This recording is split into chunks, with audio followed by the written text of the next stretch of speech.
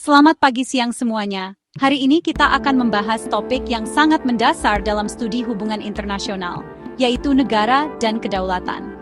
Materi ini merupakan salah satu fondasi penting, karena hampir semua dinamika politik internasional berangkat dari bagaimana kita memahami apa itu negara, apa itu kedaulatan, serta bagaimana kedua konsep ini menghadapi tantangan di era global saat ini. Mari kita mulai dengan pertanyaan sederhana tetapi fundamental. Apa itu negara? Jika kita menelusuri sejarah, masyarakat tanpa negara sudah ada sejak ribuan tahun yang lalu. Contohnya bisa kita lihat pada peradaban Mesir, Cina, India, hingga Mesopotamia.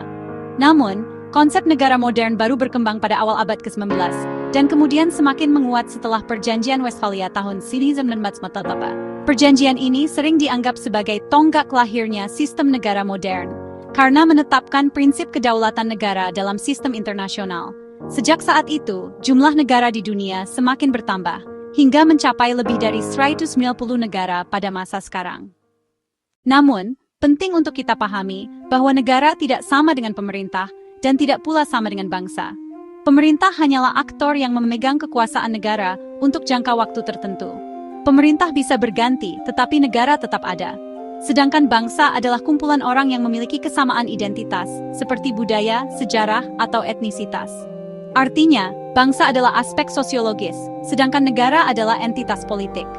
Misalnya, bangsa Kurdi adalah bangsa yang besar, tetapi mereka tidak memiliki negara sendiri. Mereka tersebar di Turki, Irak, Iran, dan Suriah. Lalu, apa saja karakteristik utama dari negara? Ada beberapa poin penting. Pertama adalah populasi, yaitu adanya penduduk yang tinggal di dalam teritorial negara tersebut. Kedua adalah wilayah teritorial yang jelas, karena tanpa batas wilayah, sebuah negara tidak dapat dikatakan sah. Ketiga adalah umur panjang, artinya negara harus memiliki keberlangsungan dan stabilitas, bukan hanya muncul sesaat lalu hilang. Keempat, negara harus memiliki hukum dan pemerintah yang mengatur kehidupan bersama masyarakatnya. Dan yang terakhir, karakteristik yang paling penting adalah kedaulatan. Nah, mari kita masuk ke pembahasan inti, yaitu apa itu kedaulatan. Kedaulatan adalah ciri khas utama dari sebuah negara. Secara sederhana, kedaulatan berhak eksklusif negara untuk mengatur segala sesuatu di dalam wilayahnya sendiri tanpa intervensi dari pihak luar. Kedaulatan ini bersifat absolut dan tidak terbatas, baik dari segi hukum maupun politik. Namun, kedaulatan tidak hanya dilihat dalam satu dimensi, melainkan terbagi menjadi dua, kedaulatan eksternal dan kedaulatan internal. Pertama, kedaulatan eksternal. Aspek ini menekankan pada kedudukan negara di mata masyarakat internasional. Sebuah negara dikatakan berdaulat secara eksternal jika ia memiliki dua hal penting, kesetaraan hukum dengan negara-negara lain di tingkat internasional, dan pengakuan dari negara lain atas keberadaannya sebagai negara berdaulat. Tanpa pengakuan, sebuah entitas politik mungkin sulit menjalankan perannya di area internasional. Contoh yang sering dibahas adalah Taiwan. Meskipun memiliki pemerintahan, wilayah, dan populasi, banyak negara tidak mengakuinya secara resmi karena tekanan dari Republik Rakyat Cina. Kasus lain adalah Palestina, yang sudah diakui oleh sebagian besar negara anggota PBB, namun belum sepenuhnya menjadi anggota penuh PBB karena veto negara besar. Kedua, kedaulatan internal. Kedaulatan ini mencakup dua dimensi. Pertama adalah aspek legal, yaitu hak negara untuk menjadi satu-satunya pembuat undang-undang yang berlaku bagi seluruh populasi di dalam wilayahnya.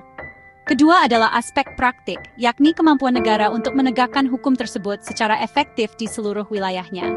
Contoh yang menarik adalah Afghanistan setelah runtuhnya rezim Taliban.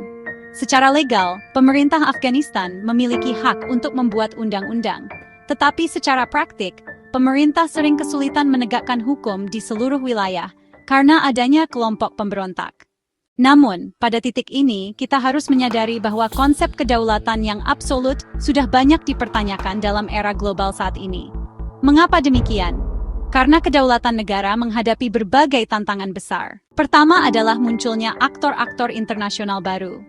Di era globalisasi, negara bukan lagi satu-satunya aktor yang menentukan jalannya politik internasional. Organisasi internasional seperti Uni Eropa misalnya, bahkan bisa mengikat negara anggotanya dengan aturan bersama, sehingga sebagian aspek kedaulatan nasional harus dikompromikan. Contoh lainnya adalah PBB, yang bisa memberikan mandat intervensi kemanusiaan, seperti di Libya tahun 2011, yang menunjukkan bahwa intervensi eksternal dapat membatasi kedaulatan negara. Kedua adalah fenomena neokolonialisme. Jika kolonialisme klasik menggunakan penjajahan fisik, maka neokolonialisme lebih halus, misalnya melalui ekonomi, politik, atau budaya. IMF dan Bank Dunia misalnya, sering dianggap mengurangi kedaulatan ekonomi negara-negara berkembang, karena mereka harus mengikuti syarat-syarat tertentu ketika menerima pinjaman. Ketiga adalah globalisasi.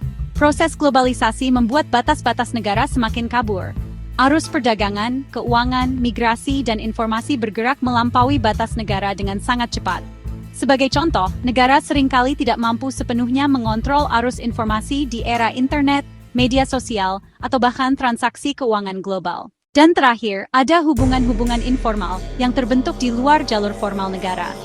Misalnya jaringan ISIS atau Al-Qaeda yang beroperasi lintas negara dan sulit dikendalikan dengan cara tradisional. Bahkan kelompok diaspora, seperti diaspora Armenia di Amerika Serikat, bisa memengaruhi kebijakan luar negeri negara besar melalui lobi politik. Jadi, dapat kita simpulkan bahwa meskipun negara dan kedaulatan tetap menjadi fondasi utama dalam sistem internasional, sifatnya kini tidak lagi absolut. Kedaulatan bersifat dinamis, terus berubah, dan harus beradaptasi dengan perkembangan global, terutama dengan hadirnya aktor-aktor non-negara dan proses globalisasi yang semakin cepat.